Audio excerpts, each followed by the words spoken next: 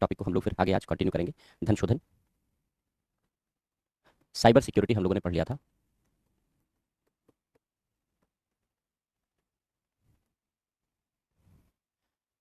और cyber security के बाद धन शोधन, मनी लॉन्ड्रिंग। कल हम लोगों ने इस बात की चर्चा की थी कि मनी लॉन्ड्रिंग है क्या, धन शोधन है क्या, और उसी चर्चा को हम लोग आगे बढ़ाएंगे। हमने समझाया था कि धन शोधन का आशय है धन को शुद्ध करना।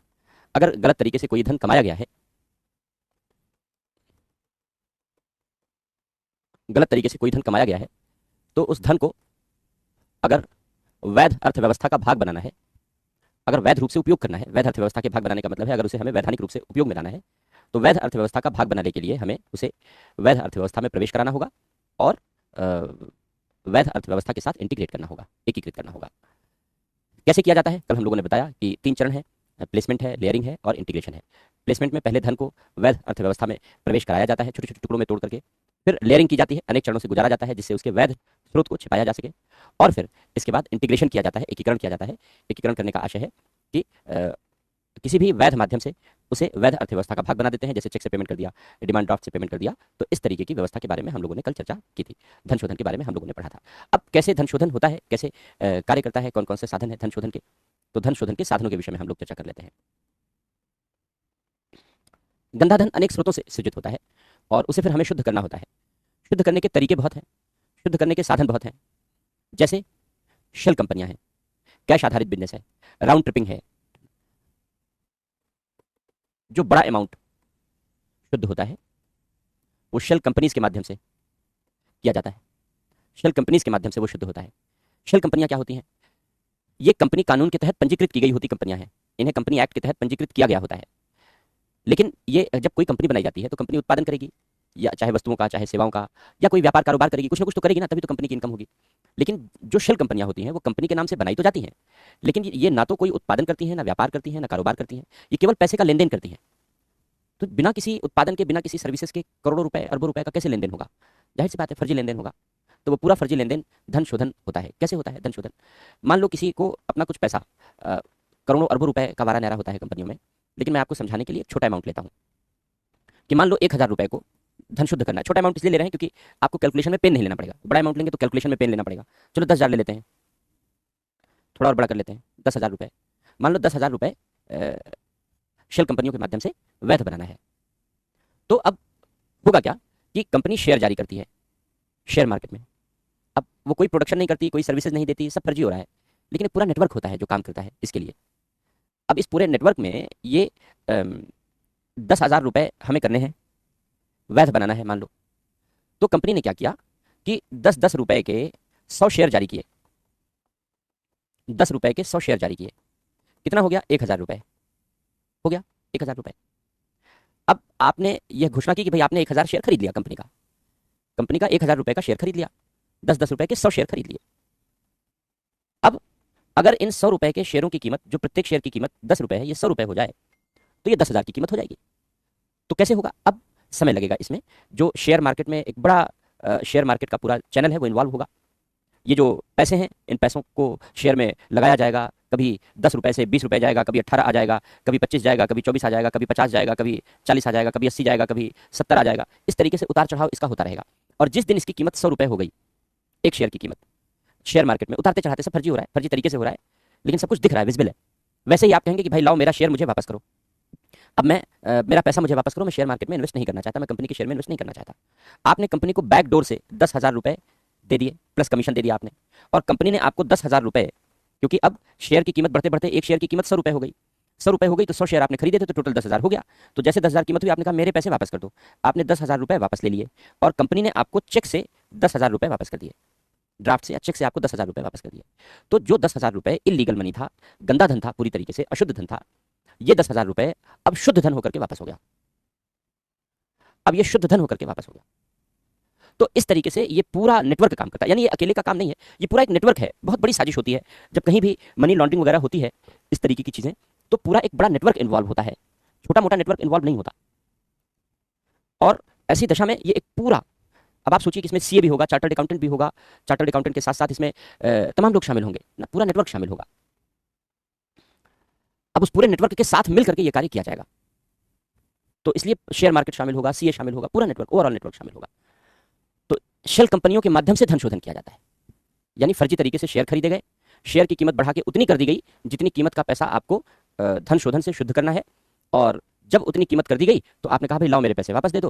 अब पैसे वापस मांगने के चक्कर में पैसा शुद्ध हो गया। तो यही तरीका अडॉप्ट होता है शेल कंपनियों के माध्यम से। ऐसे शेल एनजीओज होते हैं, जैसे शेल कंपनियां हैं ऐसे ही शेल एनजीओ होते हैं। शेल एनजीओ क्या करते हैं? ये भी एनजीओ के रूप में पंजीकृत होते हैं, लेकिन इनको पैसा मिलता है और उस पैसे का ये जमीन पर कोई उपयोग नहीं करते, कोई कार्य नहीं करते, और केवल उस पैसे को ब्लैक से व्हाइट बना देते हैं, ब्लैक से व्हाइट बना देते हैं।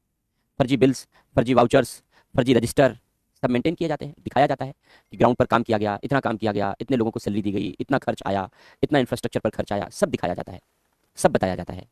लेकिन व्यावहारिक धरातल पर कोई खर्च नहीं होता, कहीं कोई खर्चा नहीं किया गया होता, ये सब फर्जी खर्चा होता है, सब फर्जी खर्चा होता है।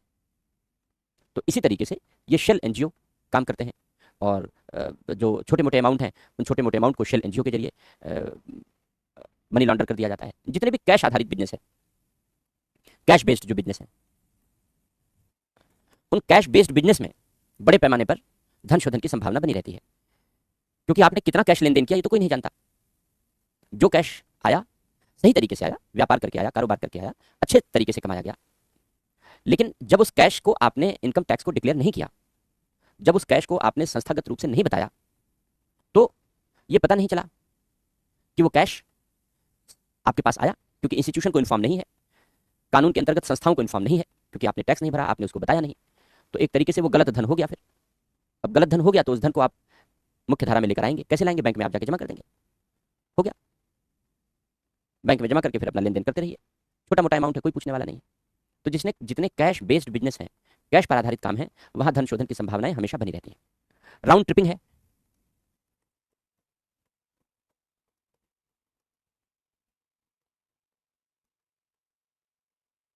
राउंड ट्रिपिंग है। राउंड ट्रिपिंग का मतलब क्या होता है? राउंड ट्रिपिंग का मतलब है, जैसे मान लो विदेशों से जब भारत में धन आता है, अक्सर अभी तो नेपाल में झिंझी ने आंदोलन किया, क्योंकि नेपाल के बहुत सारे नेताओं ने अपना पैसा विदेशों में रखा, लड़के विदेशों में भेजे, तो युवा पीढ़ी नाराज हो गई। लेकिन भारत की युवा पीढ़ी बड़ी सहनशील है। हमारे यहाँ नेता विदेशों में पैसा रखते हैं, हमारे यहाँ भी नेता वही सब कुछ करते हैं जो नेपाल में करते थे, जिनके विरुद्ध युवा पीढ़ी ने आक्रोश पैदा किया।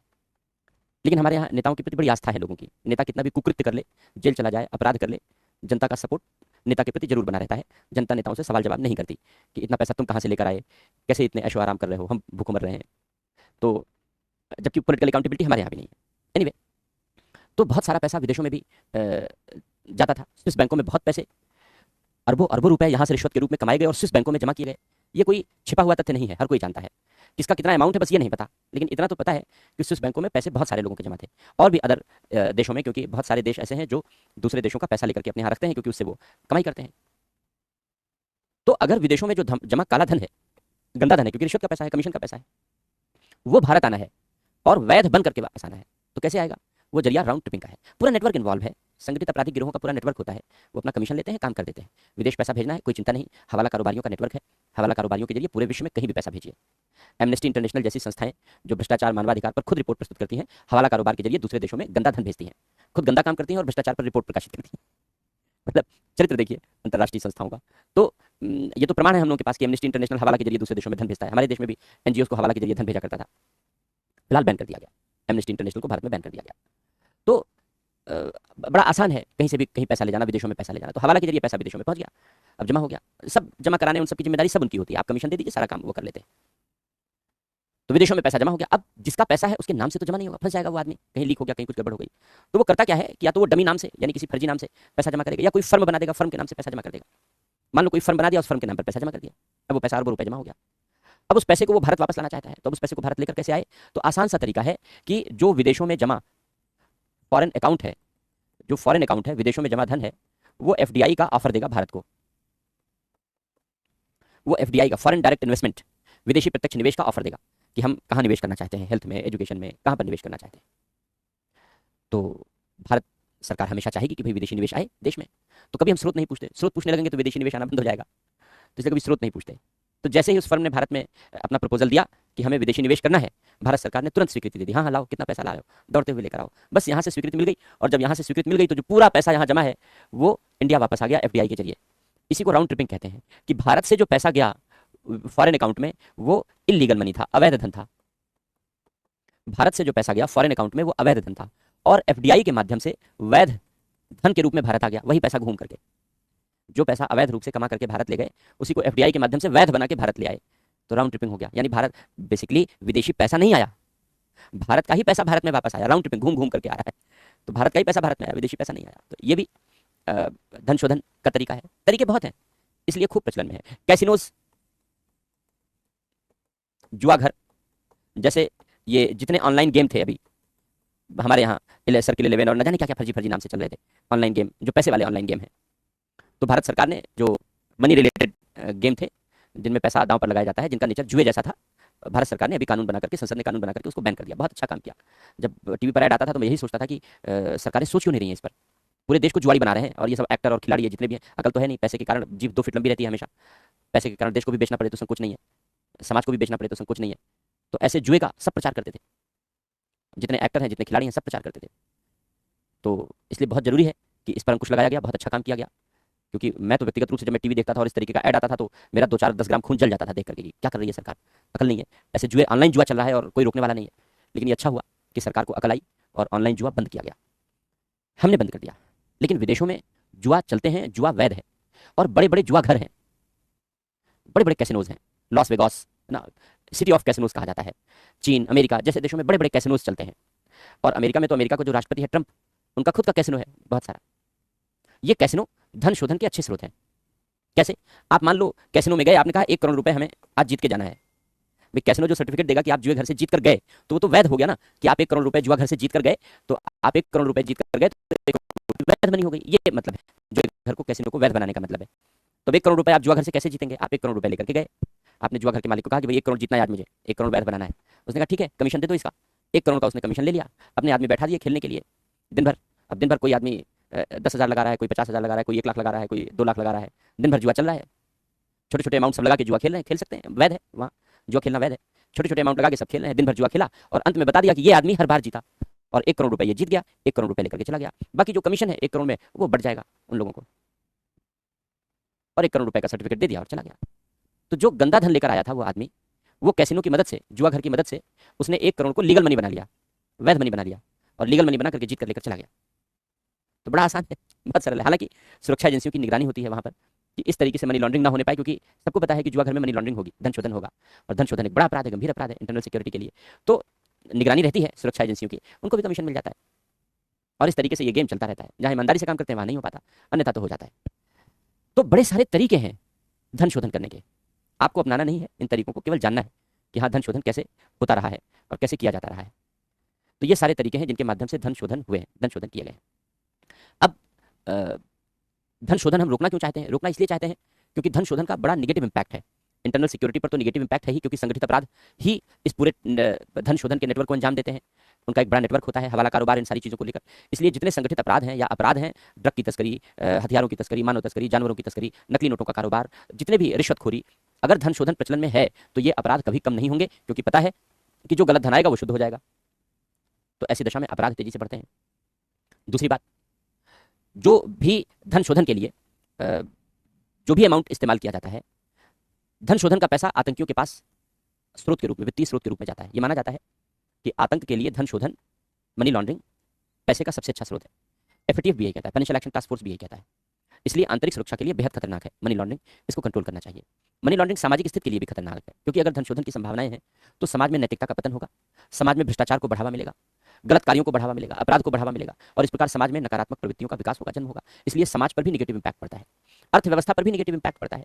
अर्थव्यवस्था पर नेगेटिव इंपैक्ट इसलिए पड़ेगा क्योंकि एक बड़ा हिस्सा धन शोधन में इस्तेमाल हो रहा है, तो पूरी अर्थव्यवस्था के लिए ये अस्थिरता पैदा करने वाला होगा, क्योंकि धन शोधन के माध्यम से अचानक पैसा आ सकता है बाजार में। धन शोधन के माध्यम से बाजार में अचानक पैसा आ सकता है, और अगर अचानक पैसा आएगा तो अर्थ मांग और जो पूर्ति का संतुलन है वो डिस्टर्ब हो जाएगा। तो इसलिए चैलेंज क्रिएट होगा अगर धन शोधन का प्रचलन है तो बाजार में। इसके अलावा अचानक डिमांड बढ़ सकती है। भाई उत्पादन तो मांग और पूर्ति के संतुलन के आधार पर होता है, लेकिन अगर धन शोधन से लोगों के पास पैसा अचानक ज़्यादा आ गया तो अचानक डिमांड बढ़ जाएगी। डिमांड बढ़ जाएगी तो फिर चीज़ों की किल्लत हो जाएगी, चीज़ों की किल्लत हो जाएगी, महंगाई बढ़ जाएगी, मुद्रास्फीति बढ़ जाएगी, तो अर्थव्यवस्था के सारे घटकों को अस्थिर कर सकता है धन शोधन, और अर्थव्यवस्था को नुकसान पहुंचा सकता है, क्षति पहुंचा सकता है। इसलिए समाज के लिए, अर्थव्यवस्था के लिए और आंतरिक सुरक्षा के लिए, तीनों के लिए धन शोधन अच्छी चीज नहीं है। इसलिए धन शोधन पर नियंत्रण लगाना जरूरी है, और इसीलिए धन शोधन पर नियंत्रण के लिए उपाय किए गए हैं। तो लिखो, पहले इतना लिख लेते हैं हम लोगों ने जो अभी पढ़ा है धन शोधन के साधन, फिर बाकी सारी चीजों की चर्चा शुरू करते हैं। तो लिखो धन शोधन के साधन, लिखो धन शोधन के साधन। पहला पॉइंट लिखो, शेल कंपनी। शेल कंपनी, कैसे शेल कंपनियां धन शोधन करती हैं? लिखो शेल कंपनी। लिखो शेल कंपनी उन कंपनियों को कहते हैं, शेल कंपनी उन कंपनियों को कहते हैं जो, शेल कंपनी उन कंपनियों को कहते हैं जो कंपनी कानून के अंतर्गत, जो कंपनी कानून के अंतर्गत पंजीकृत की गई होती हैं। शेल कंपनियां उन कंपनियों को कहते हैं जो कंपनी कानून के अंतर्गत पंजीकृत की गई होती हैं, किंतु न तो कोई उत्पादन करती हैं,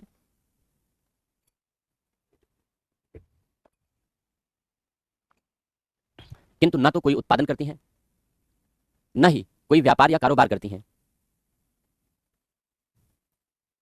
किंतु न तो कोई उत्पादन करती हैं, न ही कोई व्यापार या कारोबार करती हैं, बल्कि मात्र धन का लेन देन करती हैं, बल्कि मात्र धन का लेन देन करती हैं।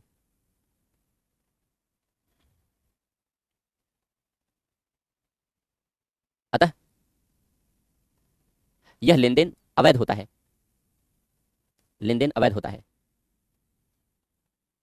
शेयर मार्केट के नेटवर्क का सहारा लेकर, शेयर मार्केट के नेटवर्क का सहारा लेकर ये बड़ी धनराशि का धन शोधन करती हैं। शेयर मार्केट के नेटवर्क का सहारा लेकर ये बड़ी धनराशि का धन शोधन करती हैं।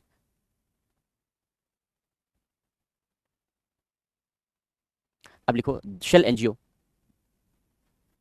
शेल एनजीओ, ये एनजीओ के रूप में पंजीकृत होते हैं, ये एनजीओ के रूप में पंजीकृत होते हैं, किंतु कोई कार्य नहीं करते। ये एनजीओ के रूप में पंजीकृत होते हैं, किंतु कोई कार्य नहीं करते, बल्कि मात्र धन का अवैध लेन देन करते हैं, धन का अवैध लेन देन करते हैं। अतः फर्जी दस्तावेजों के माध्यम से, फर्जी दस्तावेजों के माध्यम से ये धन को शुद्ध करते हैं। फर्जी दस्तावेज का मतलब दिखा दिया, सैलरी दे दी गई, ऑफिस में खर्चा हुआ, काम हुआ, तो अगला लिखो कैश आधारित व्यवसाय। कैश आधारित व्यवसाय, लिखो कैश आधारित व्यवसाय में धन शोधन की संभावना सदैव बनी रहती है। कैश आधारित व्यवसाय में धन शोधन की संभावना सदैव बनी रहती है। धन शोधन की संभावना सदैव बनी रहती है, क्योंकि इसे आसानी से छिपाया जा सकता है।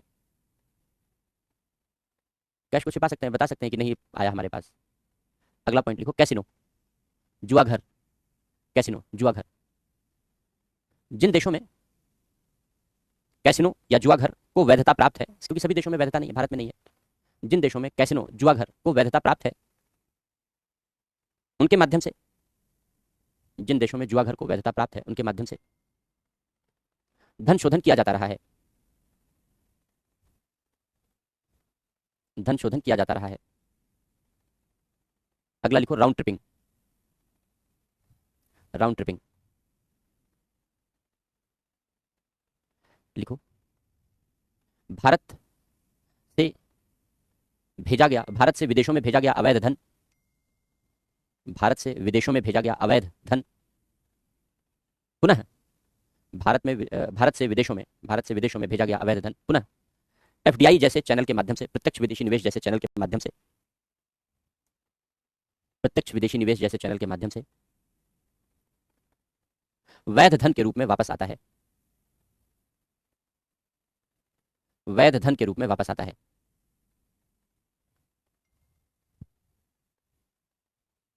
वैध धन के रूप में वापस आता है।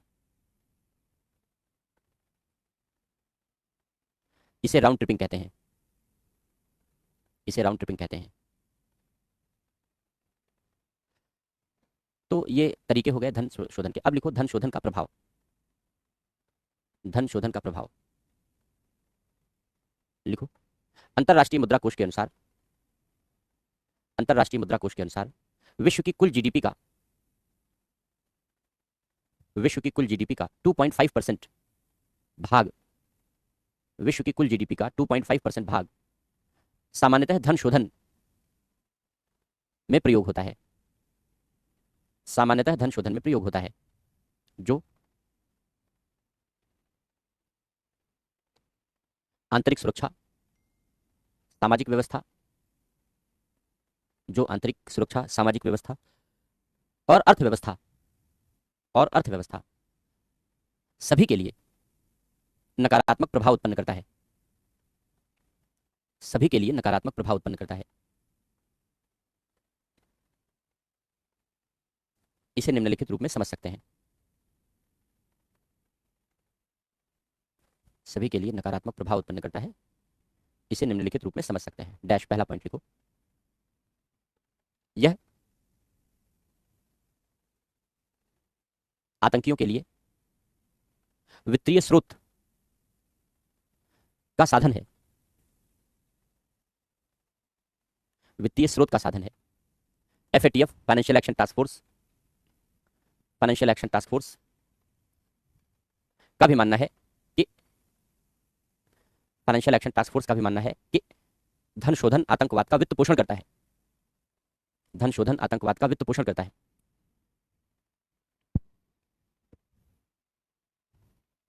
अगला पॉइंट लिखो। यह संगठित अपराध में तीव्र वृद्धि करता है,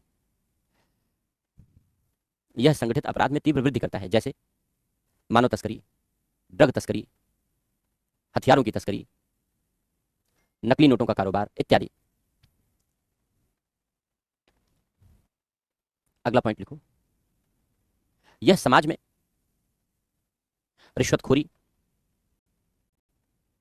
यह समाज में रिश्वतखोरी और गलत तरीके से धन कमाने की प्रवृत्ति को बढ़ावा देता है।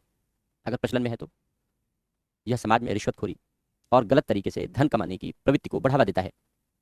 अतः अतः यह सामाजिक अपराधों को बढ़ावा देने के साथ साथ,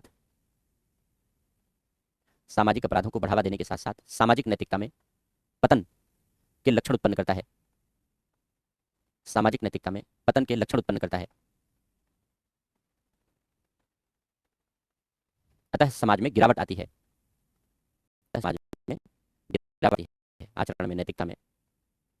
अगला पॉइंट लिखो।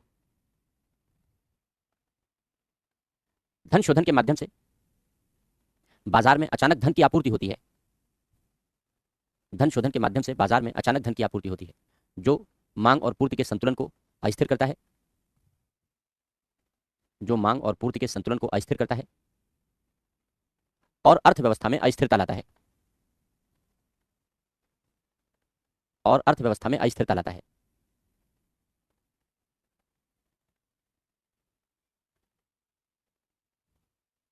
और अर्थव्यवस्था में अस्थिरता लाता है। अगला पॉइंट लिखो। यह मुद्रास्फीति में वृद्धि करता है, महंगाई में वृद्धि करता है, यह मुद्रास्फीति में वृद्धि करता है, क्योंकि अचानक मांग में वृद्धि कर देता है, अचानक मांग में वृद्धि कर देता है, जिससे आपूर्ति कमजोर पड़ जाती है।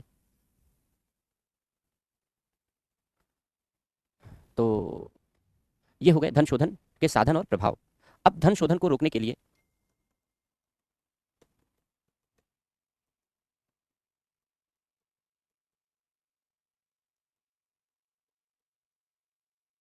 रोकना तो पड़ेगा धन शोधन को, क्योंकि खतरनाक है सबके लिए। तो धन शोधन को रोकने के लिए क्या उपाय किए गए हैं? तो अंतर्राष्ट्रीय स्तर पर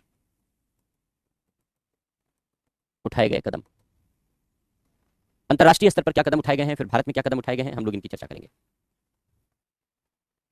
धन शोधन रोका जा सके, इसके लिए जो गलत तरीके से पैदा होने वाला धन है उस पर चेक लगाना होगा। इसलिए संयुक्त राष्ट्र ने ऐसे अभिसमय घोषित किए हैं जिससे यह कार्य किया जा सके, जैसे वियना अभिसमय 1988, वियना कन्वेंशन। क्या है या वियना कन्वेंशन? ये कन्वेंशन जो वियना कन्वेंशन है, ये मादक पदार्थों के उत्पादन से, क्योंकि मादक पदार्थों का उत्पादन तो होता ही है, खेती तो होती ही है, इसलिए की जाती है क्योंकि ये मेडिसिनल पर्पस के लिए उपयोग में लाया जाता है, दवाओं के लिए उपयोग में लाया जाता है, इसलिए खेती तो करनी ही करनी है। लेकिन इन उत्पादों का अवैध तरीके से प्रयोग होने लगता है, ड्रग के रूप में इस्तेमाल होने लगता है, तस्करी होने लगती है। तो जो मादक पदार्थों के उत्पाद हैं, उन मादक पदार्थों के उत्पादों को ड्रग की तस्करी के रूप में न होने दिया जाए, इसे बचाया जाए, इसे रोका जाए, यही कार्य वियना कन्वेंशन करता है। वियना कन्वेंशन में वो पूरे डायरेक्शंस तय किए गए हैं कि कैसे मादक पदार्थों से उत्पन्न होने वाले जो उत्पाद हैं या धन है, मादक पदार्थों के क्रय विक्रय से होने वाला जो धन है, उसको कैसे धन शोधन से बचाया जाए, ये वियना कन्वेंशन बताता है। FATF financial action task force का गठन किया गया है, वित्तीय कार्रवाई कार्यबल हिंदी में कह सकते हैं। अंतर्राष्ट्रीय एजेंसी है, भारत भी इसका सदस्य है। और एफएटीएफ का मुख्य कार्य है कि आतंकवाद के वित्त पोषण पर रोकथाम करना, और आतंकवाद के वित्त पोषण का सबसे अच्छा साधन है धन शोधन। इसलिए कैसे आतंकवादियों तक पैसा पहुंचाने से रोका जाए, कैसे जो वित्त पोषण है इसका, आतंकवाद का वित्त पोषण रोका जाए, कैसे धन शोधन रोका जाए, इसके लिए ये तमाम तरीके के डायरेक्शंस इशू करता है एफएटीएफ। भारत ने भी उन डायरेक्शंस को फॉलो किया है। एफएटीएफ निगरानी करता है कि आतंकियों को धन देने पर कौन देश बेहतर तरीके से रोक लगा रहा है। एफएटीएफ इस बात की निगरानी करता है, अगर देश रोक अच्छे तरीके से नहीं लगा रहा है तो उसे ग्रे लिस्ट या ब्लैक लिस्ट में शामिल किया जा सकता है। जैसे पाकिस्तान अक्सर ग्रे लिस्ट में रहता है, अभी तो चीन की कृपा से बाहर हो गया है, क्योंकि जो सदस्य देश होते हैं वही घोषणा करते हैं कि इसको लिस्ट में शामिल किया जाए और बाहर लाया जाए। तो चीन की कृपा से फिलहाल वो बाहर है, वरना लंबे समय तक पाकिस्तान एफएटीएफ की ग्रे लिस्ट में रहा है। इसका मतलब यह है कि पाकिस्तान आतंकियों को धन पहुंचाता रहा है, आतंकवाद का वित्त पोषण करता रहा है, हर कोई जानता है, लेकिन एफएटीएफ ने ग्रे लिस्ट में शामिल करके इस बात को अंतर्राष्ट्रीय स्तर पर घोषित किया था। फिलहाल चीन की कृपा तो थी ही, जब से ट्रंप आए हैं, ट्रंप पाकिस्तान के ऊपर कुछ ज्यादा ही मेहरबान हो गए हैं, कुछ ज्यादा ही कृपा पात्र हो गए हैं, वरना पाकिस्तान अभी भी ग्रे लिस्ट में होता। एगमॉन्ट ग्रुप बनाया गया है, एगमॉन्ट, इसको हिंदी में वित्तीय कार्रवाई कार्यबल कहते हैं, फाइनेंशियल एक्शन टास्क फोर्स कहते हैं। तो एगमॉन्ट ग्रुप बनाया गया है। एगमॉन्ट ग्रुप ये विभिन्न देशों की वित्तीय खुफिया एजेंसी, जो फाइनेंशियल इंटेलिजेंस यूनिट होती हैं, हर देश में होती हैं, हमारे यहां भी हैं।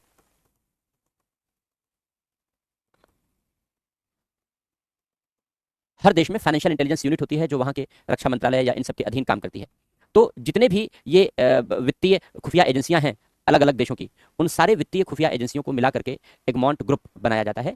ये एगमॉन्ट ग्रुप में चूंकि सारे देशों की वित्तीय खुफिया एजेंसियां शामिल होती हैं, इसलिए उन सभी देशों के बीच वित्तीय अस्थिरता को लेकर के, वित्तीय संकट को लेकर के, धन शोधन को लेकर के, वित्तीय अपराधों को लेकर के जो खुफिया जानकारियां होती हैं वो शेयर की जाती हैं, साझा की जाती हैं, जिससे उनके माध्यम से बेहतर एक्शन लिया जा सके, प्रभावी कार्य किया जा सके। तो एगमॉन्ट ग्रुप काम कर रहा है अंतर्राष्ट्रीय स्तर पर धन शोधन रोकने के लिए। इसके अलावा अंतर्राष्ट्रीय स्तर पर जब दो देशों के बीच समझौते होते हैं तो द्विपक्षीय समझौतों में धन शोधन को रोकने के लिए बात की जाती है कि कैसे धन शोधन को रोकना है, कैसे धन शोधन पर विराम लगाना है। भारत ने दूसरे देशों के साथ दोहरा कर निवारण समझौता किया है। इस बारे में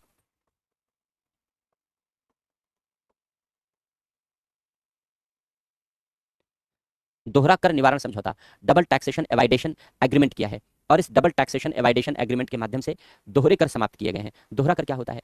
दोहरे कर का मतलब यह है कि मान लो कोई व्यक्ति अमेरिका में है, भारत का कोई व्यक्ति, उसने अमेरिका में पैसा कमाया, जो पैसा उसने अमेरिका में कमाया, सैलरी पाई या व्यापार किया, उसके आधार पर उसने अमेरिका में टैक्स जमा कर दिया, टैक्सेबल इनकम होगी, टैक्स देना होगा, उसने अमेरिका में इनकम टैक्स या जो भी है टैक्स उसने पे कर दिया। जब वही पैसा भारत लाया जाएगा, वो भारत भेजेगा, अपने परिवार को भेजेगा या लोगों को भेजेगा, घर में भेजेगा, वही पैसा जब भारत लाया जाएगा तो भारत में भारत के टैक्स कानून के हिसाब से फिर से टैक्स लगेगा, भारत के टैक्स कानून के हिसाब से फिर से टैक्स लगे, तो इसको दोहरा कर कहते हैं। कमाई एक ही है, इनकम तो एक ही है, पैसा एक ही है, इनकम एक ही है, लेकिन उसी इनकम पर दो बार टैक्स देना पड़ रहा है। अमेरिका में कमाया गया तो अमेरिका के कानून के तहत टैक्स दिया गया, फिर जब भारत आया तो भारत के कानून के तहत टैक्सेबल हो गया, भारत के कानून के तहत टैक्स दिया गया। तो एक ही इनकम पर व्यक्ति दो दो बार टैक्स क्यों दे? और अगर दो बार टैक्स देना होगा तो व्यक्ति बचाएगा, फिर वो बैंक के रास्ते से लेकर नहीं आएगा, तब वो हवाला कारोबारियों के जरिए घर भेज देगा पैसा। तब बैंक के जरिए ट्रांजैक्शन क्यों करेगा? बैंक के जरिए घर पैसा क्यों भेजेगा? तब वो हवाला कारोबारियों के जरिए घर पैसा भेज देगा। बहुत आसान होता है, हवाला कारोबारियों का नेटवर्क सारे कारपोरेट से वो कनेक्ट करते रहते हैं, क्योंकि उन्हें पता है कि सरकारों के कानून बेहद जटिल हैं और उन जटिलताओं से बचने के लिए आदमी इस तरीके की व्यवस्था अपनाएगा। लेकिन ये अच्छी बात है कि सरकारों ने इस जटिलता को समझा और इसको दूर करने के लिए कदम उठाया। अब पहले नहीं किए सरकारों ने, तो पहले हवाला कारोबार, संगठित अपराध फलता फूलता था, अभी चल रहा है, अभी भी बहुत सारे लेकुनाज हैं, अभी भी बहुत सारे सुधार करने बाकी हैं। तो जैसे जैसे सुधार होंगे वो कम होगा। तो अब यहाँ पर जो सुधार हुआ, सुधार ये हुआ कि जैसे भारत ने अमेरिका के साथ या अन्य देशों के साथ, जहाँ जहाँ भारतीय विदेशों में रहकर काम करते हैं, या अमेरिका के लोग भारत में रहकर या अन्य देशों के लोग भारत में रहकर काम करते हैं, तो सबके लिए यही रूल लागू होगा। तो ये रूल लागू ना हो, एक ही बार टैक्स देना पड़े, इसके लिए ये समझौता किया गया। तो अब इस समझौते का प्रभाव ये है कि अगर अमेरिका में किसी ने पैसा कमाया, पैसा कमाने के साथ उसने टैक्स दे दिया, टैक्स पे कर दिया, और टैक्स पे करने के बाद उसके पास सर्टिफिकेट आ गया कि भाई हमने टैक्स पे कर दिया। जब उसने टैक्स पे कर दिया और उसने सर्टिफिकेट ले लिया कि हमने इस इनकम पर टैक्स दे दिया है, तो अगर उस इनकम का कोई भी हिस्सा भारत आएगा तो अब उसे भारत में टैक्स नहीं पे करना है, भारत में टैक्स नहीं देना है। तो इसको कहते हैं दोहरा कर निवारण समझौता। इसी तरीके से कोई अमेरिकी भारत में रह रहा है, भारत में पैसा कमाता है और अमेरिका ले जाता है, ले ही जाएगा सारा पैसा भारत में रख के, क्या करेगा, ये कमाएगा। तो अगर ले जाता है वो पैसा, तो अमेरिका में भी दोहरा टैक्स देना पड़ता था, भारत में भी देना पड़ता था, अमेरिका में भी देना पड़ता था। लेकिन जब डबल टैक्सेशन एवाइडेशन एग्रीमेंट हो गया, दोहरा कर निवारण समझौता हो गया, तो अब जो पैसा विदेशों में जाएगा उसमें जो अमेरिकी जो पैसा यहाँ कमाएगा, अमेरिका ले जाएगा, उसे अमेरिका में दोबारा टैक्स नहीं देना पड़ेगा। तो इससे हवाला कारोबारियों का नेटवर्क कमजोर हुआ, वरना पैसा तो जाता आता ही था, लेकिन हवाला कारोबारियों के जरिए आता जाता था। क्योंकि आदमी दो दो बार टैक्स क्यों देगा, ये तो मूर्खता है, दो दो बार टैक्स देना। ये तो सरकारों की मूर्खता थी कि सरकारों ने इतना घटिया कानून बना रखा था और इतनी घटिया व्यवस्था लागू कर रखी थी। ये तो अच्छी बात है कि नेपाल जैसी जागरूकता नहीं आई हमारे देश में, वरना इसके खिलाफ हमारे यहाँ भी आंदोलन होता है। भाई ये क्या बात है, एक जज रिटायर होने के बाद आतंकियों के मुकदमे लड़ता है और आतंकियों को छुड़ा ले जाता है। तो ऐसे जज की भी धुनाई करते हैं कि भाई ये क्या तरीका है, आतंकियों के मुकदमे लड़ रहे हो, आतंकियों को बचा रहे हो, सजा देनी चाहिए। तो मुंबई विस्फोट में तो यही हुआ। लेकिन भारत इस तरीके का उग्र देश नहीं है, शांतिप्रिय देश है, सहिष्णु राष्ट्र है। भारत विश्व बंधुत्व की बात करता है, शांति की बात करता है, इसलिए हम लोग भी प्रतिक्रिया व्यक्त करते हैं। लेकिन हमारी प्रतिक्रिया एक सभ्य समाज के रूप में होती है, एक सभ्य नागरिक के रूप में होती है। हम हिंसा नहीं करते। नेपाल के लोगों ने ठीक है आक्रोश प्रकट किया, लेकिन कितनी गंभीर हिंसा कर दी, नष्ट कर डाला अपनी अर्थव्यवस्था को, अपनी ही अर्थव्यवस्था को उन्होंने नुकसान पहुंचा दिया। कारें जल गई, जितना भी बाइक थी सड़कों पर, लोगों की प्राइवेट संपत्तियों को नुकसान पहुंचा दिया गया, सरकारी संपत्तियों को नुकसान पहुंचा दिया गया, जो होटल्स वगैरह थे वहाँ पर उनमें आग लगा दी गई, जल गए सारे के सारे। तो पर्यटन प्रभावित हो गया बड़े पैमाने पर, क्योंकि नेपाल में, काठमांडू में पर्यटन भी एक अच्छा सोर्स था। तो नेपाल की अर्थव्यवस्था को गहरी चोट पहुंची। तो आंदोलन ठीक है, लेकिन ऐसा आंदोलन तो अपने ही पैर पर कुल्हाड़ी मारने जैसा है। जिस तरीके का आंदोलन उन्होंने किया, उनका सत्ता के खिलाफ रोष था, जायज था, क्योंकि नेता बदतमीजी करते हैं। ऊंचे पदों पर बैठे हुए ब्यूरोक्रेट, नेता, न्यायाधीश सब बदतमीजी करते हैं, इसमें कोई दो राय नहीं है। इस बात के उदाहरण नेपाल में भी हैं, हमारे यहाँ भी हैं। अभी देखो मुंबई हमले में जो आतंकी को निचली अदालत ने सजा दी, मुरलीधर जो हाईकोर्ट का चीफ जस्टिस था, वो उनकी मुकदमों की पैरवी करने लगा, उनका वकील बन के खड़ा हो गया और उसने उन सारे आतंकियों को छुड़ा लिया, बचा लिया, जबकि निचली अदालत ने मौत की सजा सुनाई थी। तो आक्रोश नहीं होगा, जरूर होगा, न्यायपालिका के खिलाफ भी होगा और ऐसे जज के खिलाफ भी होगा। तो लेकिन अब इसका ये अर्थ नहीं है कि आप जो नेपाल के लोगों ने किया, जिस तरीके से किया, वो तर्कसंगत तरीका नहीं है। वो जिस तरीके अपनी ही अर्थव्यवस्था को उन्होंने नुकसान पहुंचा दिया, अपने ही देश को वो बहुत पीछे ले गए। वैसे ही नेपाल की अर्थव्यवस्था बहुत मजबूत नहीं थी, विगत वर्षों में हालत बड़ी खराब थी। और जब से ओली प्रधानमंत्री थे, वो चीन की गोद में जाके बैठे थे, इसलिए जो आत्मनिर्भरता वाली अर्थव्यवस्था बन रही थी वो और डैमेज कर दिया था उन्होंने। और जो जंजी है, उस जंजी ने जो बचा खुचा था उसको और नष्ट कर दिया। युवाओं में जोश होता है, अच्छी बात है, लेकिन जोश के साथ होश होना भी जरूरी है। जोश का प्रयोग होश के साथ करना जरूरी है। तो अब सब कुछ तख्ता पलट कर दिया, अब आपस में ही झगड़ा कर रहे हैं, अब आपस में ही मतैक्य नहीं है कि क्या करना है, किसकी सरकार बननी है और कैसे सरकार बननी है। तो लिखो, अंतर्राष्ट्रीय स्तर पर उठाए गए कदम लिखो, फिर हम लोग भारत में उठाए गए कदमों की चर्चा करेंगे। धन शोधन रोकने के लिए उठाए गए कदम, अंतर्राष्ट्रीय स्तर पर उठाए गए कदम लिखो। संयुक्त राष्ट्र, पहला पॉइंट लिखो, पॉइंट में लिखते चलते हैं। संयुक्त राष्ट्र ने समय समय पर ऐसे अभिसमय घोषित किए हैं। संयुक्त राष्ट्र ने समय समय पर ऐसे अभिसमय घोषित किए हैं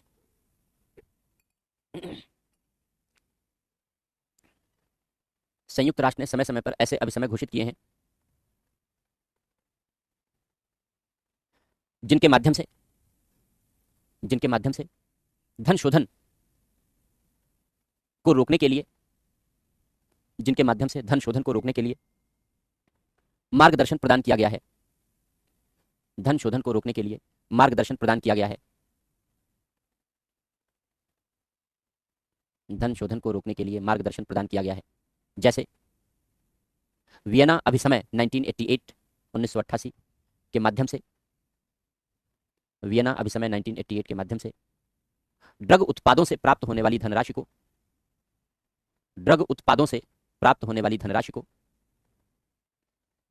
धन शोधन से बचाने के लिए उपायों का वर्णन किया गया है। धन शोधन से बचाने के लिए उपायों का वर्णन किया गया है।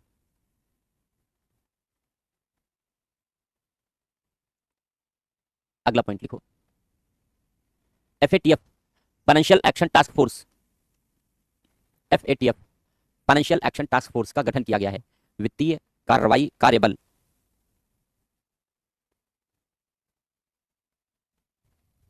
वित्तीय कार्रवाई कार्यबल FATF का गठन किया गया है। यह एक अंतर्राष्ट्रीय एजेंसी है, यह एक अंतर्राष्ट्रीय एजेंसी है जो धन शोधन को रोकने के लिए, जो धन शोधन को रोकने के लिए दिशा निर्देश तैयार करती है,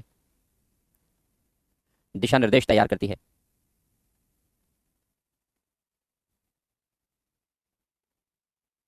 यह वैश्विक स्तर पर होने वाले धन शोधन, यह वैश्विक स्तर पर होने वाले धन शोधन पर निगरानी रखती है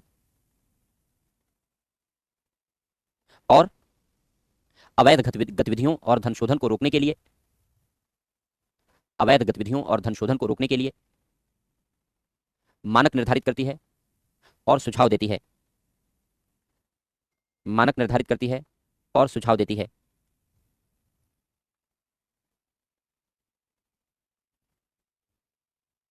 विगत वर्षों में इसने, विगत वर्षों में इसने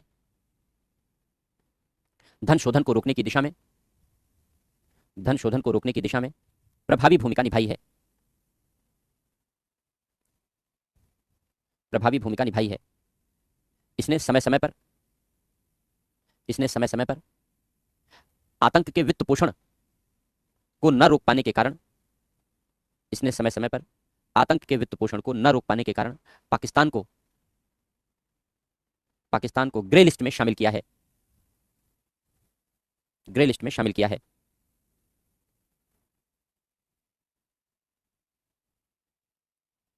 अगला लिखो, एगमॉन्ट ग्रुप, एगमॉन्ट ग्रुप लिखो, विभिन्न देशों की, विभिन्न देशों की वित्तीय खुफिया एजेंसियों को मिलाकर, विभिन्न देशों की वित्तीय खुफिया एजेंसियों को मिलाकर इसका गठन किया गया है, विभिन्न देशों की वित्तीय खुफिया एजेंसियों को मिलाकर इसका गठन किया गया है। यह सदस्य देशों के बीच, यह सदस्य देशों के बीच आर्थिक अस्थिरता, यह सदस्य देशों के बीच आर्थिक अस्थिरता, आर्थिक अपराध, आर्थिक अस्थिरता, आर्थिक अपराध, वित्तीय संकट, वित्तीय संकट, धन शोधन, धन शोधन इत्यादि से संबंधित, इत्यादि से संबंधित सूचनाओं का आदान प्रदान करती है, सूचनाओं का, खुफिया सूचनाओं का, इत्यादि से संबंधित खुफिया सूचनाओं का आदान प्रदान करती है, जिससे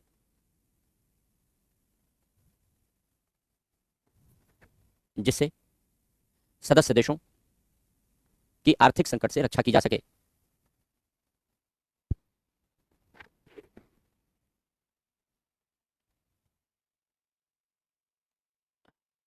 अगला पॉइंट लिखो, विभिन्न देशों के साथ, विभिन्न देशों के साथ द्विपक्षीय समझौते हो रहे हैं, द्विपक्षीय समझौते हो रहे हैं और धन शोधन रोकने के प्रति प्रतिबद्धता प्रकट की जा रही है, धन शोधन रोकने के प्रति प्रतिबद्धता प्रकट की जा रही है। अगला पॉइंट, अंतर्राष्ट्रीय सम्मेलनों के माध्यम से, अंतर्राष्ट्रीय सम्मेलनों के माध्यम से समय समय पर, अंतर्राष्ट्रीय सम्मेलनों के माध्यम से समय समय पर धन शोधन को रोकने के लिए पहल की जाती रही है, धन शोधन को रोकने के लिए पहल की जाती रही है।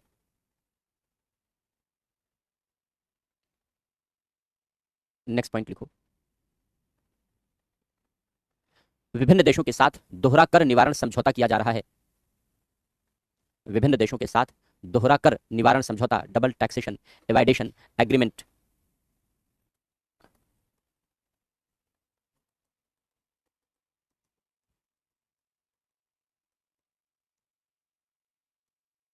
डबल टैक्सेशन एवाइडेशन एग्रीमेंट, दोहरा कर निवारण समझौता किया जा रहा है।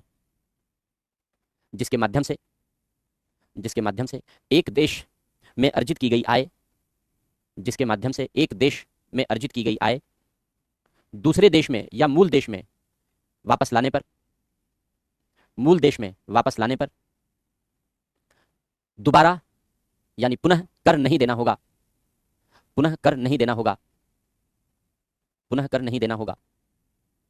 तो यह हो गया अंतर्राष्ट्रीय स्तर पर उठाए गए कदम।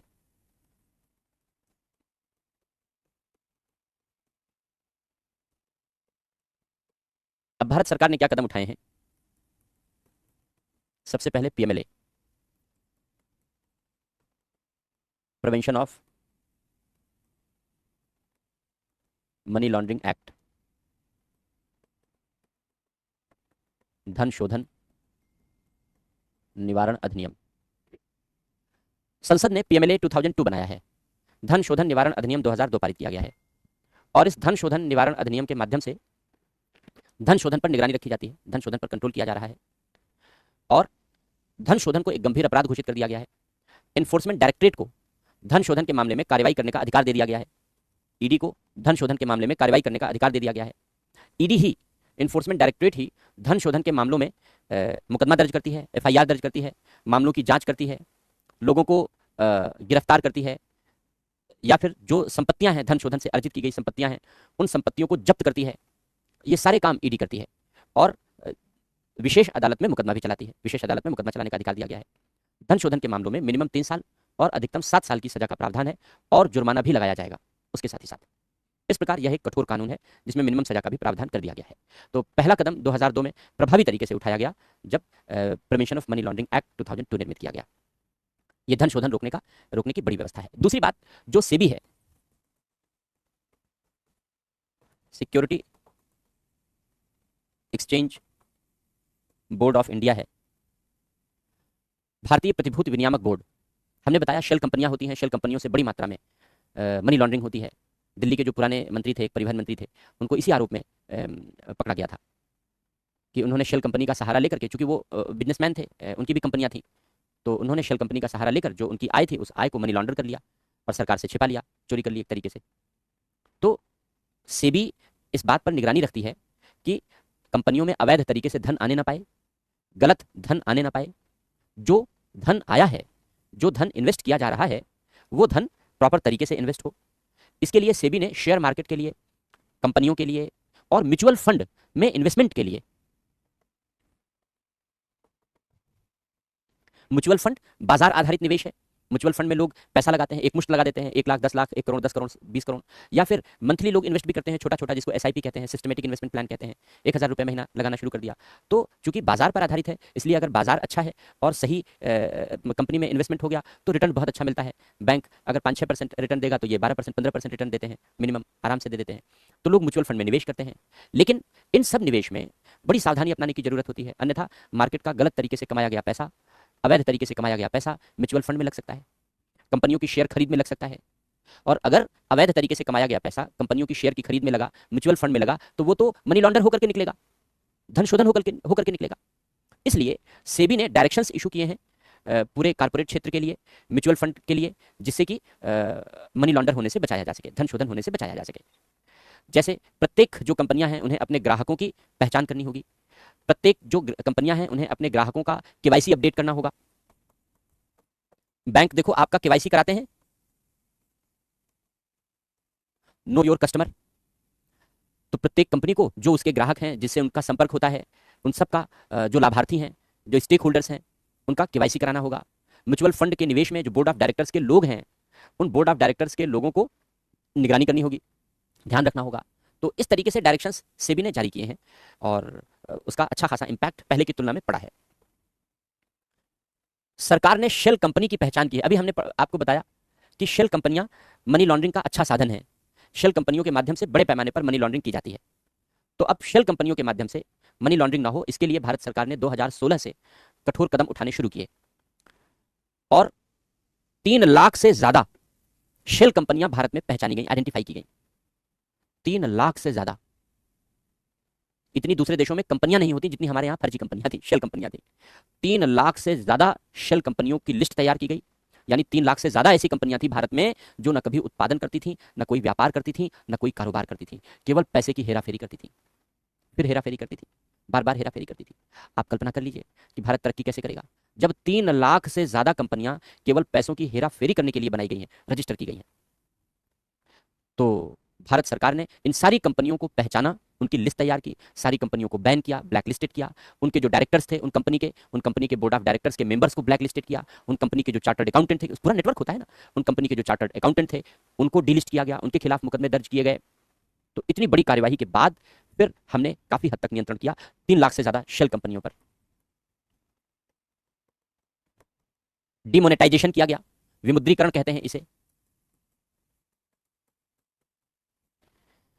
आईएमएफ का कहना है, एफएटीएफ का कहना है कि भाई प्रत्येक देश को कुछ वर्षों में अपने यहाँ डिमोनेटाइजेशन कर देना चाहिए। डिमोनेटाइजेशन का मतलब यह है कि जो बड़े अमाउंट वाली मुद्रा चल रही हैं, जैसे हमारे यहाँ 1000-500 वाली नोट थी पहले, बीच में 2000 आई, अब वो भी बंद हो गई चलना। तो जो बड़े नोटों का चलन होता है, क्योंकि बड़ी मात्रा में अगर आप पैसा ट्रांसफर कर रहे हैं, 1 करोड़ रुपए किसी को दे रहे हैं, 100 रुपए की गड्डी बनाओगे तो बड़ा पैसा हो जाएगा, 2-2 हज़ार की गड्डी बना लो, 1000 की बना लो तो कम में आ जाएगा। तो जो बड़े लेन देन होते हैं, अगर बड़े नोटों का प्रचलन है तो कैश में ज़्यादा लेन देन होता है, क्योंकि कैश रखना कठिन नहीं है उनके लिए।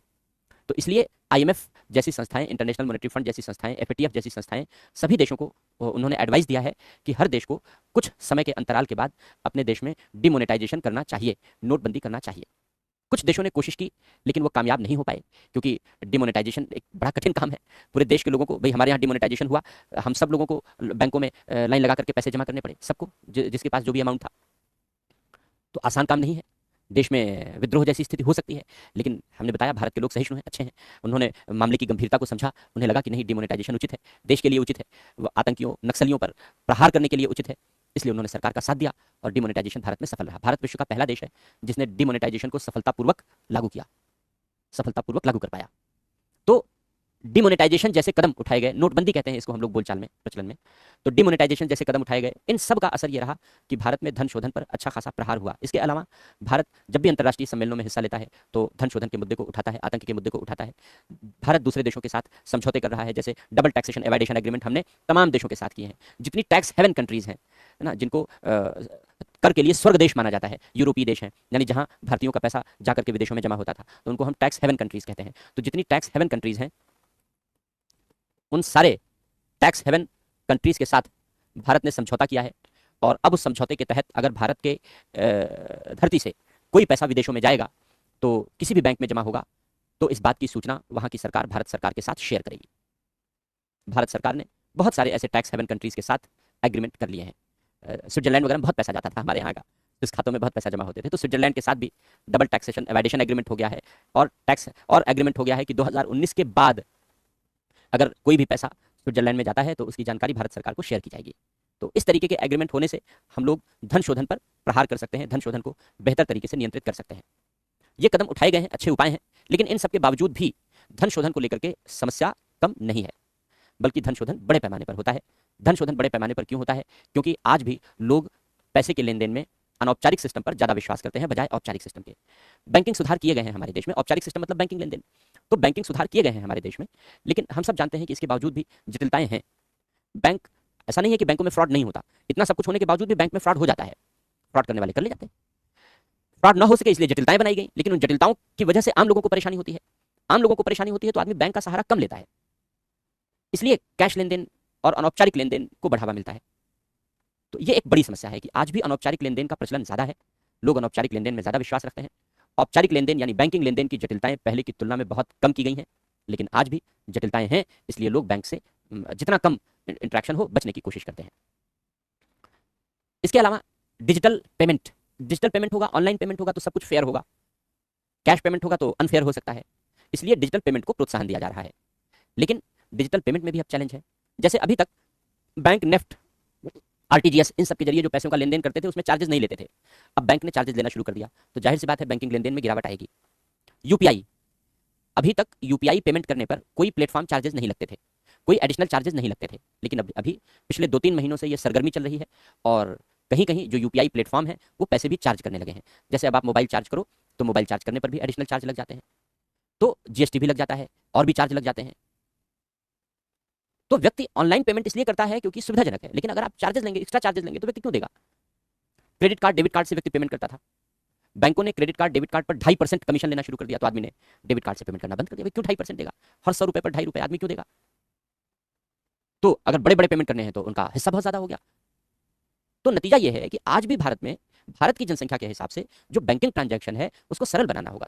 सरकारों को ध्यान रखना होगा कि चाहे वो डिजिटल पेमेंट हो, चाहे वो बैंकिंग पेमेंट हो, उस पर जो चार्जेस लिए जा रहे हैं उसको या तो समाप्त करना होगा या मिनिमाइज करना होगा। अभी बैंक बहुत चार्जेस ले रहे हैं, इसीलिए विदेशों से जब पैसा आता है, कोई भारत में भेजता है तो बैंक के जरिए नहीं भेजता, क्योंकि बैंक इतना चार्ज ले लेता है पैसा भेजने का। तो वो सब करते क्या है, हवाला के जरिए भेज देते हैं। बैंक वाले जितना चार्ज लेते हैं उससे कम पैसे में हवाला कारोबारी उनके घर पैसा पहुंचा देते हैं। ये नॉर्मल प्रैक्टिस है जो मैं बता रहा हूं। और ऐसा इसलिए है क्योंकि हमारे यहाँ बैंकिंग ट्रांजैक्शन पे इस तरीके के चैलेंजेस हैं, इस तरीके की समस्याएं हैं। इसलिए सरकारों को इस बारे में ध्यान देना होगा। सरकारें ध्यान नहीं देंगी तो मनी लॉन्ड्रिंग कम होने वाला नहीं है, क्योंकि हवाला कारोबार, अनौपचारिक लेन देन, कैश लेन देन बढ़ेगा। और अगर सरकारें ज्यादा सख्ती करने की कोशिश करेंगी तो फिर सत्ता पलट होगा। दूसरे दल को लोग मान्यता देंगे कि भाई तुम आओ सरकार बनाओ और ये जितना चार्जेस लगाए हैं उनको खत्म करो, तब हम तुमको सरकार बनाने का मौका देंगे। तो दूसरा दल कहेगा हाँ हाँ मुझे मौका दो, हम आके हटा देंगे। तो फिर सत्ता परिवर्तन होगा अगर सरकारें नहीं चेतना प्रदर्शित करेंगी तो। और मनी लॉन्ड्रिंग बढ़ेगी, वो एक नई समस्या के रूप में चलता ही रहेगा, हवाला कारोबार चलता ही रहेगा। तो ये चैलेंजेस भारत में अभी भी मौजूद हैं। केवाईसी भारत में भी किया जा रहा है। आपका अगर बैंक में अकाउंट है तो आपका केवाईसी किया गया होगा, और समय समय पर वो केवाईसी अपडेट भी होता रहता है कि भाई 5 साल में एक बार फिर से केवाईसी अपडेट कर लो। तो इस केवाईसी के माध्यम से, केवाईसी अपडेशन के माध्यम से जो बैंकिंग फ्रॉड है इन सबको, या अवैध तरीके से बैंक में धन लाने की जो व्यवस्था है उसको रोकने की कोशिश की जा रही है। तो ज्यादातर केवाईसी अपडेट हुए हैं। जितने फाइनेंशियल इंस्टीट्यूशंस हैं सबको कहा जा रहा है, केवल बैंक को नहीं, जितने फाइनेंशियल इंस्टीट्यूशंस हैं, चाहे प्राइवेट बैंक हो, सरकारी बैंक हो, बीमा कंपनियां हों, या जितने भी इस तरीके के फाइनेंशियल इंस्टीट्यूशंस हैं, सबको कहा जा रहा है कि आप केवाईसी अपडेट रखिए। केवाईसी अपडेट के नाम पर फ्रॉड भी होता है, आदमी डरने भी लगता है, केवाईसी अपडेट के नाम पर चैलेंजेस भी हैं। तो और कहीं कहीं की आप केवाईसी अपडेट में थोड़ी थोड़ी लापरवाही भी दिखती है। तो इस तरीके के चैलेंजेस हैं भारत में। लोगों को जागरूक बनाना होगा, जो आर्थिक सुधार हैं उन आर्थिक सुधारों को करना होगा प्रभावी तरीके से, जिससे कि व्यक्ति कैश लेन देन के बजाय और औपचारिक लेन देन पर विश्वास ज़्यादा कर सके। तो जब इस तरीके के रिफॉर्म होंगे, इस तरीके के सुधार होंगे, तो मनी लॉन्ड्रिंग पर अंकुश लग सकेगा। खत्म तो नहीं होगा मनी लॉन्ड्रिंग, खत्म करना संभव नहीं है। हम ऐसी कल्पना करें कि मनी लॉन्ड्रिंग खत्म हो जाए तो शायद ये संभव नहीं है कि मनी लॉन्ड्रिंग खत्म करने के बारे में सोचें। लेकिन हाँ, मनी लॉन्ड्रिंग पर अंकुश लगाया जा सकता है। खत्म करना इसलिए असंभव जैसा है क्योंकि देखो कैश बिजनेस तो बना ही रहेगा कुछ ना कुछ मात्रा में। जो छोटे व्यापारी कारोबारी, हालांकि अब तो चाय वाले, मोची और सब जो बहुत छोटे छोटे व्यवसाय करते हैं वो लोग भी अब ऑनलाइन पेमेंट लेते हैं, तो ये अच्छी चीज़ है। उनके पास भी बचत हो जाती है अच्छी खासी, बैंक में चला जाता है, बचत हो जाता है, हाथ में रहता है, कैश खर्च हो जाता है। तो वो भी प्रमोट करते हैं कि नहीं नहीं ऑनलाइन ही कर दो, अच्छी चीज़ है, बैंक में रहेगा, बचा रहेगा, जल्दी निकालेंगे नहीं। तो चीज़ें ठीक है, लेकिन इसके लिए हमें सुधार करने होंगे, रिफॉर्म करने होंगे। जैसे बैंक में अगर आपका सेविंग में पैसा पड़ा है तो इंटरेस्ट रेट बेहद कम है बैंक में, तो बैंक ने इंटरेस्ट रेट कम कर दिया, तो अब आप बैंक में पैसा रखना नहीं चाहेंगे, बाजार में इन्वेस्ट करना चाहेंगे, यानी पैसा आप मार्केट में रखेंगे, कैश रखेंगे तो कैश ही लेन देन करेंगे। तो बहुत सारे डायमेंशन हैं जिन पर सोचने की जरूरत है। उन सारे डायमेंशन पर सोचा जाएगा तभी बेहतर परिणाम आएंगे। तो लिखो इसको लिखते हैं हम लोग, भारत द्वारा उठाए गए कदम, भारत सरकार द्वारा उठाए गए कदम। तो पॉइंट में लिखते चलते हैं। पहला पॉइंट लिखो, धन शोधन निवारण अधिनियम। धन शोधन निवारण अधिनियम, prevention of money laundering act, PMLA 2002 निर्मित किया गया है।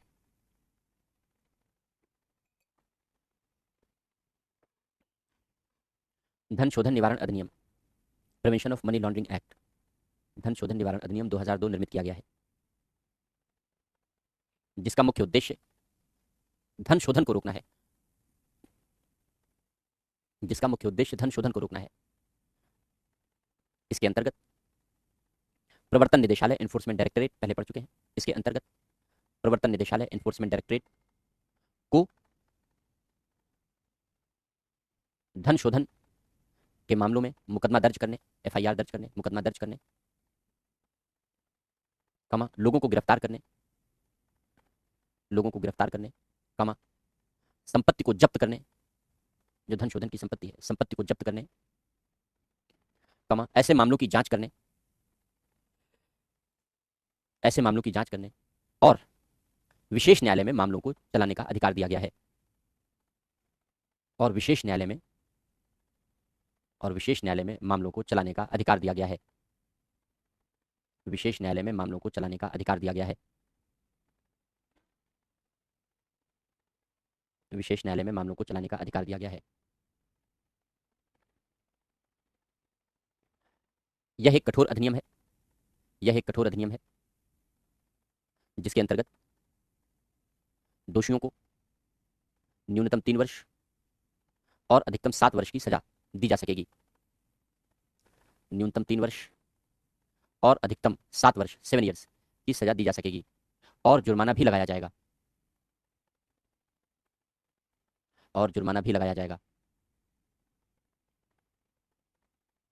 दूसरा पॉइंट लिखो, सेबी ने, security exchange board of India ने, सेबी ने धन शोधन को रोकने के लिए, धन शोधन को रोकने के लिए कारपोरेट क्षेत्र को, कारपोरेट क्षेत्र के लिए, कारपोरेट क्षेत्र के लिए विनियमन और दिशा निर्देश घोषित किए हैं। विनियमन और दिशा निर्देश निर्मित किए हैं। जैसे जैसे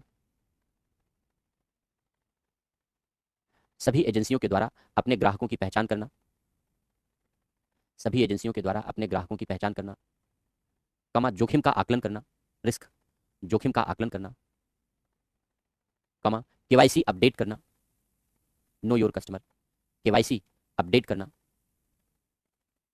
केवाईसी अपडेट करना, कमा म्यूचुअल फंड में निवेश पर, म्यूचुअल फंड में निवेश पर निगरानी रखना इत्यादि, म्यूचुअल फंड में निवेश पर निगरानी रखना इत्यादि। अगला पॉइंट लिखो, भारत सरकार ने 2016-17 में, भारत सरकार ने 2016-17 में लगभग 3 लाख से अधिक शेल कंपनियों की पहचान की, 3 लाख से अधिक शेल कंपनियों की पहचान की। उनके रजिस्ट्रेशन को रद्द किया गया, उनके रजिस्ट्रेशन को रद्द किया गया, कमा उनके निदेशकों को ब्लैक लिस्टेड किया गया, उनके निदेशकों को ब्लैक लिस्टेड किया गया, काली सूची में शामिल किया गया, और चार्टर्ड अकाउंटेंट आदि पर कार्रवाई की गई, सीए आदि पर कार्रवाई की गई। अगला पॉइंट लिखो, 2016 में सरकार ने विमुद्रीकरण किया, डिमोनेटाइजेशन किया। 2016 में सरकार ने विमुद्रीकरण किया, डिमोनेटाइजेशन किया, जिससे धन का प्रवाह अचानक अवरुद्ध हो गया, जिससे धन का प्रवाह अचानक अवरुद्ध हो गया और कुछ समय के लिए, अस्थायी कुछ समय के लिए धन शोधन की संभावनाएं क्षीण हो गई, कुछ समय के लिए धन शोधन की संभावनाएं क्षीण हो गई। अगला पॉइंट लिखो, नेक्स्ट पॉइंट लिखो, भारत सरकार ने दूसरे देशों के साथ दोहरा कर निवारण समझौता पर हस्ताक्षर किए हैं, दोहरा कर निवारण समझौते पर हस्ताक्षर किए हैं। अगला पॉइंट लिखो, भारत सरकार ने दूसरे देशों के साथ, विशेषकर टैक्स हेवन कंट्रीज के साथ, टैक्स हेवन कंट्रीज के साथ समझौते किए हैं, समझौते किए हैं जिससे वित्तीय सूचनाओं का पारदर्शी तरीके से आदान प्रदान किया जा सके, जिससे वित्तीय सूचनाओं का पारदर्शी तरीके से आदान प्रदान किया जा सके, वित्तीय सूचनाओं का पारदर्शी तरीके से आदान प्रदान किया जा सके। अब लिखो समस्याएं या चुनौतियां, धन शोधन में क्या चुनौतियां हैं, लिख लो। पहला पॉइंट लिखो, सामान्यतः लोग अनौपचारिक लेनदेन पर अधिक विश्वास करते रहे हैं, सामान्यतः लोग अनौपचारिक लेनदेन पर अधिक विश्वास करते रहे हैं। दूसरा पॉइंट, औपचारिक लेनदेन अर्थात बैंकिंग लेनदेन, औपचारिक लेनदेन को सरल बनाने का प्रयास किया गया है, को सरल बनाने का प्रयास किया गया है, किंतु अभी भी उसमें अनेक जटिलताएं हैं, किंतु अभी भी उनमें अनेक जटिलताएं हैं। अतः लोग बचने का प्रयत्न करते हैं, बचने का प्रयत्न करते हैं। अगला पॉइंट, ऑनलाइन लेनदेन को प्रोत्साहित किया गया है, ऑनलाइन लेनदेन को प्रोत्साहित किया गया है, किंतु अभी भी वह खतरों से पूर्ण सुरक्षित नहीं है, खतरों से पूर्ण सुरक्षित नहीं है। अगला पॉइंट लिखो, केवाईसी मानकों को पूरा करने में, केवाईसी मानकों को पूरा करने में कुछ संस्थाओं के द्वारा, कुछ संस्थाओं के द्वारा शिथिलता अपनाई गई है। अगला पॉइंट, संगठित अपराध भ्रष्टाचार, संगठित अपराध, भ्रष्टाचार आदि पर प्रभावी नियंत्रण का अभाव रहा है। संगठित अपराध, भ्रष्टाचार आदि पर प्रभावी नियंत्रण का अभाव रहा है। अगला पॉइंट, दूसरे देशों के साथ वित्तीय सूचनाओं के साझा होने में, दूसरे देशों के साथ वित्तीय सूचनाओं के साझा होने में यदाकदा जटिलताएं उत्पन्न हुई हैं। यदाकदा जटिलताएं उत्पन्न हुई हैं। अब लिखो उपाय। उपाय, पहला पॉइंट लिखो, औपचारिक लेनदेन, औपचारिक लेनदेन या बैंकिंग लेनदेन की जटिलताओं को समाप्त किया जाए। औपचारिक लेनदेन या बैंकिंग लेनदेन जो भी कहें की जटिलताओं को समाप्त किया जाए और उसे सरल बनाया जाए, और उसे सरल बनाया जाए। अगला पॉइंट, डिजिटल लेनदेन की चुनौतियों को दूर किया जाए। डिजिटल लेनदेन की चुनौतियों को दूर किया जाए और उसे पर्याप्त सुरक्षित बनाया जाए, और उसे पर्याप्त सुरक्षित बनाया जाए। अगला पॉइंट, औपचारिक लेनदेन और डिजिटल लेनदेन के प्रति, औपचारिक लेनदेन और डिजिटल लेनदेन के प्रति लोगों में प्रभावी जागरूकता विकसित की जाए। लोगों में प्रभावी जागरूकता विकसित की जाए। अगला पॉइंट, भ्रष्टाचार, संगठित अपराध, भ्रष्टाचार, संगठित अपराध आदि पर कठोर नियंत्रण लगाया जाए, आदि पर कठोर नियंत्रण लगाया जाए। अगला पॉइंट, प्रभावी आर्थिक सुधार किए जाएं, प्रभावी आर्थिक सुधार किए जाएं और कर चोरी, कालाबाजारी आदि पर अंकुश लगाया जाए।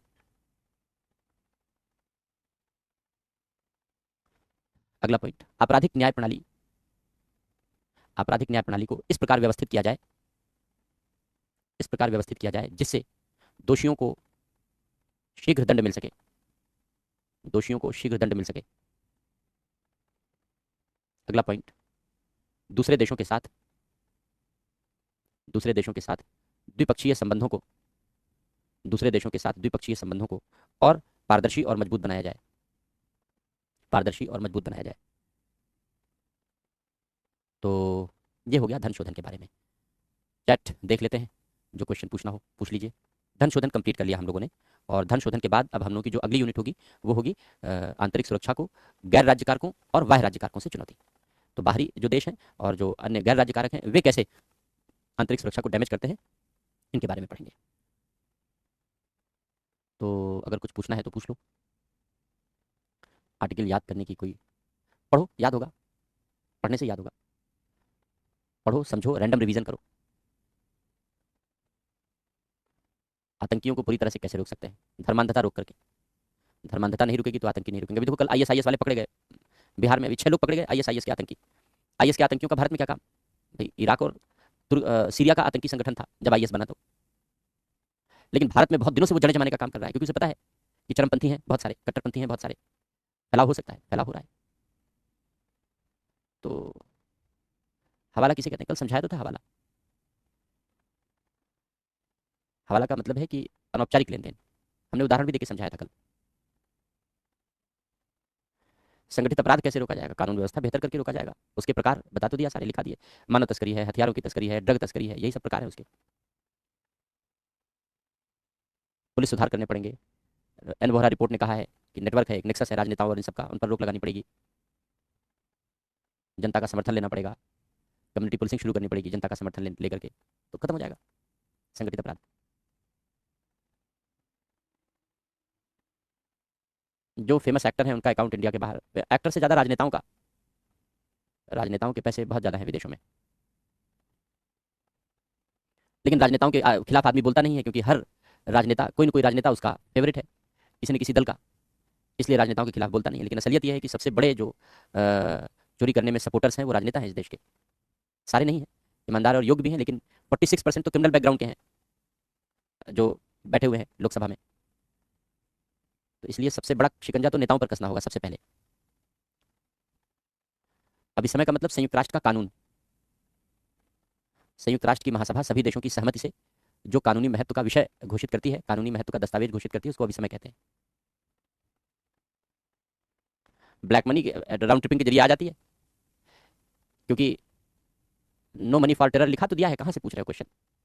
जब आतंकवाद पढ़ा है तो वहाँ लिखाया है वित्तीय स्रोत, नो मनी फॉर टेरर नहीं थे उस दिन क्या क्लास में? चैट पर दिमाग रहता है सब लोगों का, चैट पर दिमाग रहेगा तो क्लास में कहाँ दिमाग रहेगा, क्या पढ़ाया क्या नहीं पढ़ाया? चैट से दिमाग हटाओ तब क्लास में दिमाग लगेगा।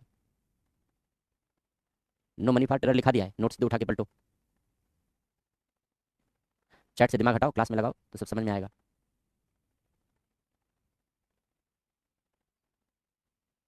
सी सैट के बारे में, सी सैट के बारे में क्या बता दें, देखो प्रैक्टिस है सी सैट ना, एक एक टॉपिक के क्वेश्चन उठाओ, जितने भी क्वेश्चन हैं आपके अलग अलग टॉपिक के, उन सारे टॉपिक्स को कलेक्ट करो। जैसे मान लो अगर परसेंटेज से क्वेश्चन आता है या प्रॉफिट एंड लॉस से कभी पूछा गया है, तो एक बार परसेंटेज का टॉपिक उठाओ, या प्रोबेबिलिटी से पूछ लिया गया तो एक बार प्रोबेबिलिटी का टॉपिक उठाओ, और तब तक लगाओ जब तक कि मास्टरी ना हो जाए, 1 महीना 1.5 महीना कोई दिक्कत नहीं है अभी से। इसीलिए कहते हैं कि अभी से पढ़ो सी सैट, डेली 15 मिनट दे दो बस, एक क्वेश्चन 2 क्वेश्चन डेली लगा के सो, डेली रूटीन बना लो कि भाई 1 क्वेश्चन 2 क्वेश्चन डेली लगा के सोएंगे, क्योंकि मैथ्स एक तरीके की प्रैक्टिस है। अगर प्रैक्टिस नहीं है तो आप मैथ्स के क्वेश्चन नहीं कर पाओगे, कितने बड़े भी विद्वान क्यों ना हो। मैथ्स बैकग्राउंड के होगे तब भी, अगर आप मैथ्स बैकग्राउंड के होंगे तब भी नहीं कर पाएंगे। तो इसलिए ज़रूरत है कि आप पूरी जो प्रैक्टिस है मैथ्स की वो आप रेगुलर करते रहें।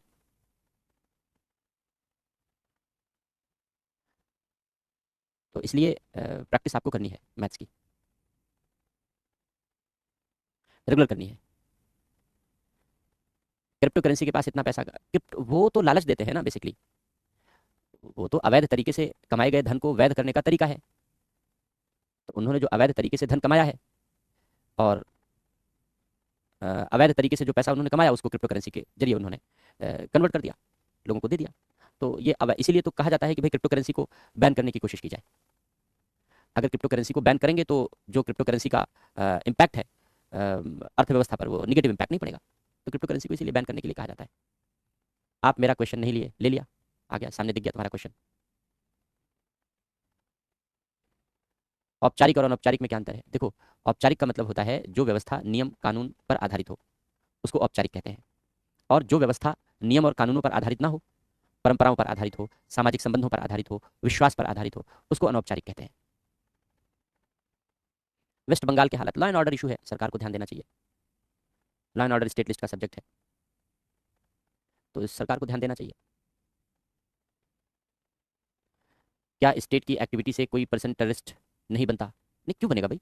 स्टेट के कारण कोई टेररिस्ट क्यों बन जाएगा? आप, अगर किसी को राज्य से कोई शिकायत है, किसी को स्टेट के बाद कोई शिकायत है, तो उस शिकायत के लिए ये रास्ता थोड़ी है कि आप टेररिस्ट बन जाओ। ये विकल्प है क्या? टेररिस्ट बनना विकल्प है क्या? ये तो मूर्खता है। ये विकल्प नहीं है, मूर्खता है। इसको विकल्प नहीं कहते, इसको मूर्खता कहते हैं। तो आप राज्य से नाराज होकर के आप उग्रवादी बन जाएं, राज्य से नाराज होकर के आप आतंकी बन जाएं, तो इससे बड़ी मूर्खता कोई हो ही नहीं सकती। इससे बड़ी मूर्खता कोई नहीं हो सकती। ये विकल्प नहीं है, ये मूर्खता है। नोडल एजेंसी मतलब केंद्रीय एजेंसी, केंद्रीय एजेंसी को नोडल एजेंसी कहते हैं।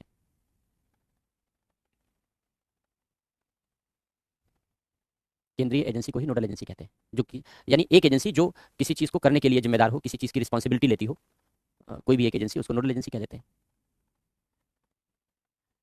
डार्क वेब इंटरनेट में पर्दे के पीछे की दुनिया है, जो हमें नेट नहीं दिखता, इसलिए वो अपराधियों की दुनिया है।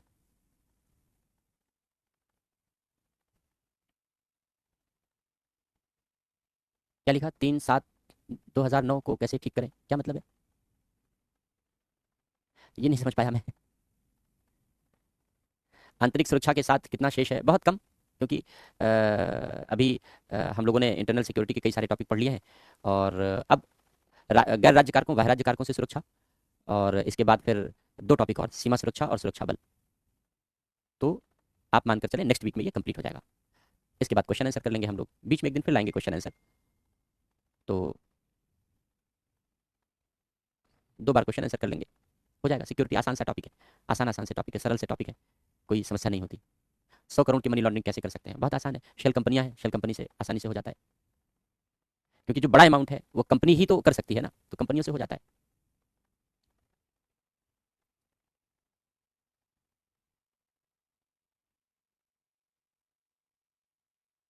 2026 अटेम्प्ट है तो दिसंबर तक कितनी तैयारी होनी चाहिए? 100% होनी चाहिए दिसंबर तक तैयारी। दिसंबर तक तैयारी 100% नहीं है, नहीं होगा सिलेक्शन, फ्रैंकली स्पीकिंग। ज़्यादा से ज़्यादा आप उसमें एक महीना और ऐड कर सकते हैं, जनवरी ऐड कर सकते हैं, इससे ज़्यादा लिबर्टी नहीं दी जा सकती। अगर तब तक 100% तैयारी नहीं है तो सिलेक्शन नहीं होगा फाइनल, क्योंकि इसके बाद फिर रिवीजन का ही समय है आपके पास। फिर तब तो प्री के लिए रिवीजन करना है, फिर मेन के लिए रिवीजन करना है, प्रैक्टिस करनी है।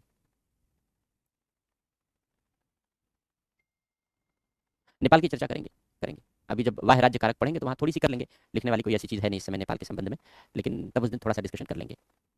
वाह राज्य कारक कल ही कर लेंगे, कल आ जाएगा, कल आएगा वो टॉपिक। 2000 करोड़ रुपए का कैसिनो से नहीं होगा, 2000 करोड़ रुपए शेल कंपनियों से होगा। कैसिनो से होगा तो टुकड़े टुकड़े में करना होगा, बहुत दिन लगेंगे। इतना बड़ा अमाउंट शेल कंपनियों से होता है। आधार कार्ड में डेटा तो आधार कार्ड वाले उससे संपर्क करो, वो बताएंगे क्या करना है, वही बताएंगे। ठीक है, फिर आज की क्लास को हम लोग यहीं पर रुकते हैं, और कल हम लोग गैर राज्य कारक और वाह्य राज्य कारकों से चुनौती के बारे में चर्चा करेंगे।